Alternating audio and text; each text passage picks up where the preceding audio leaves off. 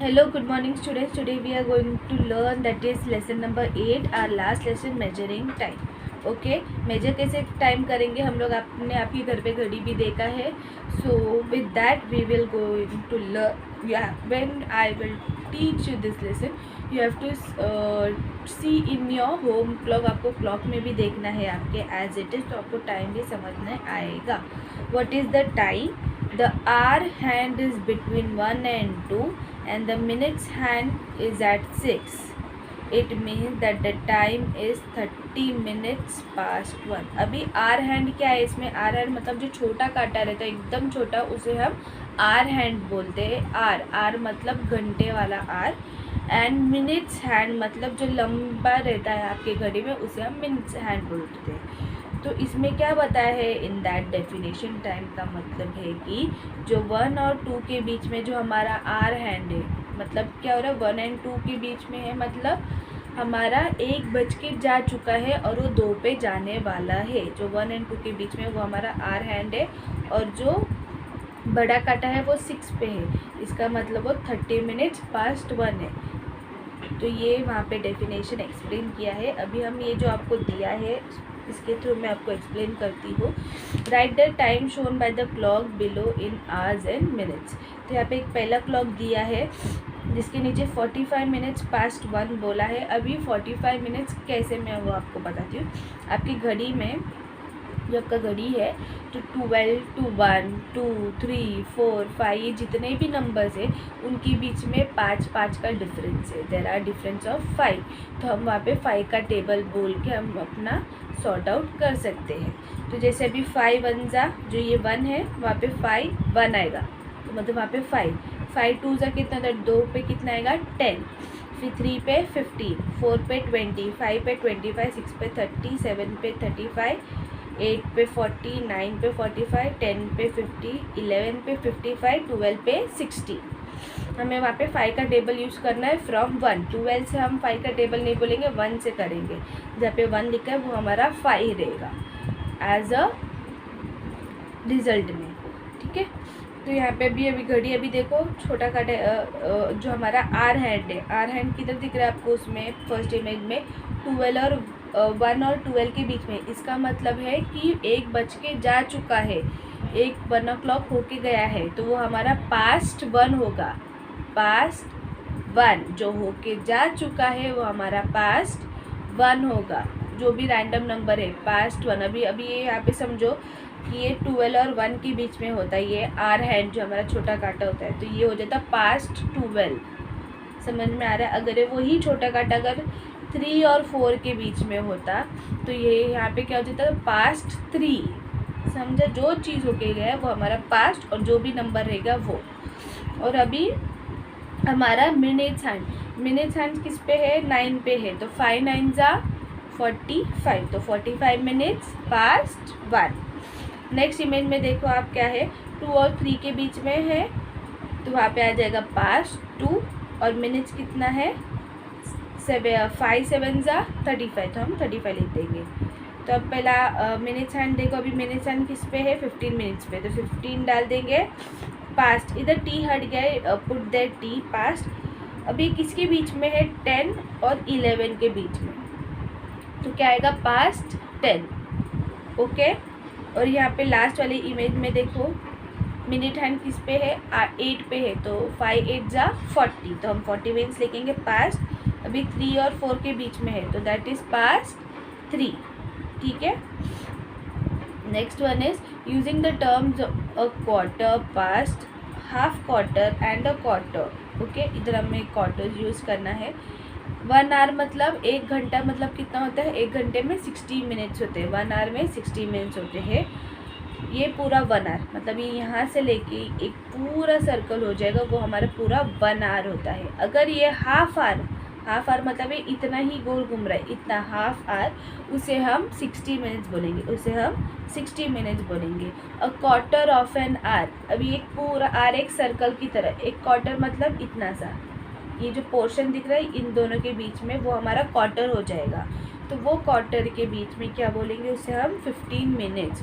और 3 क्वार्टर मतलब 45 minutes. Okay.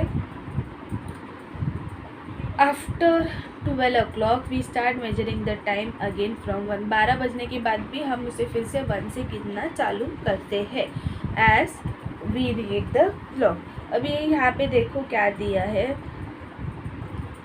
Wait, the first one, the hour hand is between 1 and 2 and minutes hand is on 3, it is 30 minutes past 1। जैसे हमने अभी पढ़ा है कि जो 1 and 2 के बीच में, तो वो 1 हमारा past 1 हो जाएगा, और जो मिनट हैंड जिस पे है, जो नंबर पे है, जो 3 पे है, तो 5 3 से कितना होता है, फिर जो 15 minutes होता है, तो 15 minutes past 1।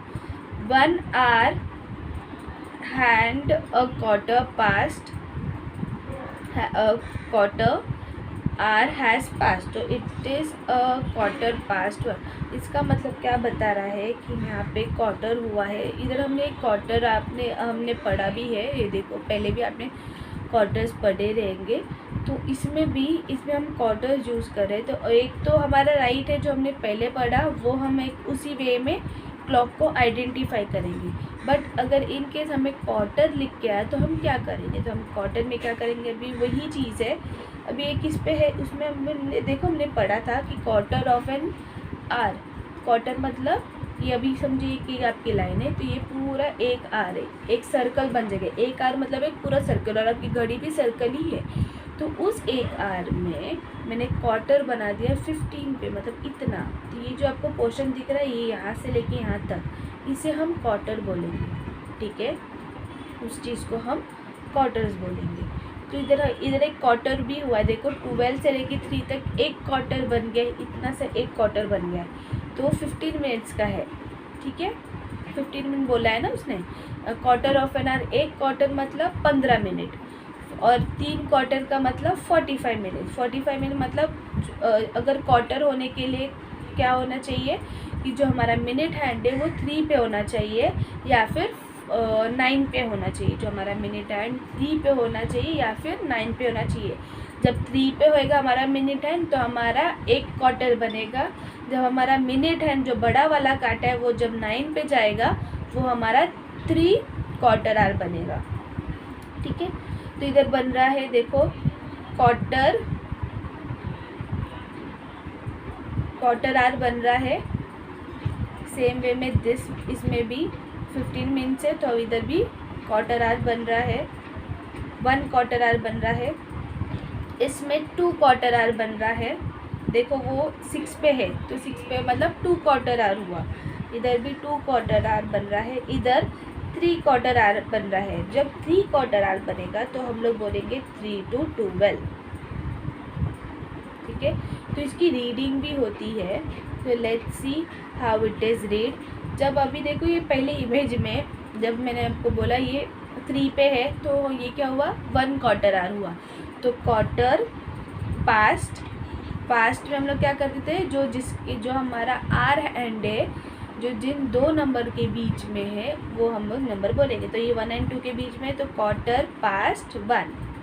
अगर यहाँ पे क्वार्टर पूछा है आपको क्वेश्चन में, तब आप क्वार्टर यूज़ करोगे। अगर आपको नॉर्मल घड़ी दिखाया है, आपको काउंट करना है, तो जैसे हमने अभी पढ़ा है प्रीवियस स्लाइड में, वैसे ही आपको करना है। नेक्स्ट वन में आप देखो कि वो घड़ी 2 पे है, तो वो हो जाएगा क्वार्टर पास्ट 2, क्योंकि उसकी मिनट हैंड किधर है, 3 पे है, तो एक ही क्वार्टर होते, तो क्वार्टर हैंड है, तो वो क्वार्टर पास्ट 2। नेक्स्ट में आप देखो कि इसमें क्या है, 2 और 3 के बीच में है, ठीक है। तो यहाँ पे पास्ट क्या आएगा, 2 आएगा, और लेकिन क्वार्टर क्या आएगा, इधर हाफ क्वार्टर पास्ट 1, इधर क्या आएगा, हाफ क्वार्टर पास्ट 1। नेक्स्ट में भी हाफ क्वार्टर पास्ट 2, या फिर हाफ पास्ट 2 बोलो, या फिर हाफ पास्ट, एक क्वार्टर यूज़ करो जब उसका पूरा हाफ हो रहा है, तो हाफ क्वार्टर 1, हाफ पास्ट 1 और हाफ पास्ट 2, या फिर half quarter 1 half quarter 2, okay. यहाँ पे 6 पे है ना, तो वो हाफ बनता है। और पास्ट आपको पता ही है, जो 2 नंबर जो हमारा छोटा काटा है वो 2 नंबर के बीच में है, तो जो होके गया है वो नंबर आएगा उधर, ठीक है। इधर देखो ये अभी 45 पे है, तो ये हमारा 3 क्वार्टर बनता है। और ये काटा किधर है हमारा, इट इज़ ऑन 2, 2 बजने आ रहे हैं वहाँ पे, तो वो हो जाएगा 1:45, क्वार्टर टू, टी और टू, टू। यहाँ पे भी आप देखो,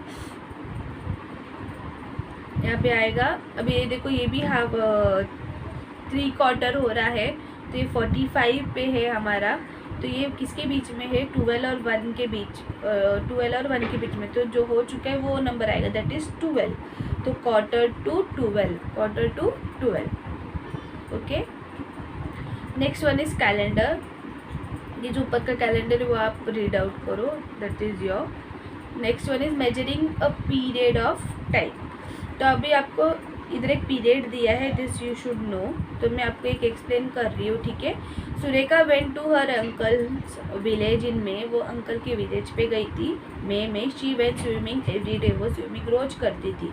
from 9th to 25th of May, वो क्या बोली कि मैं 9 मई से लेके 25 मई तक स्विमिंग कर रही थी। तो उसने कितने दिन तक स्विमिंग की, उसे फाइंड आउट करना है।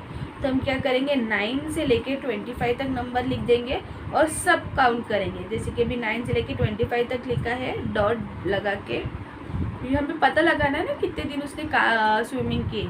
तो हमने 9 से लेके 25 तक पूरा नंबर लिख दिया। तो अब काउंट करके कितना होएगा, दैट इज़ 17 डेज।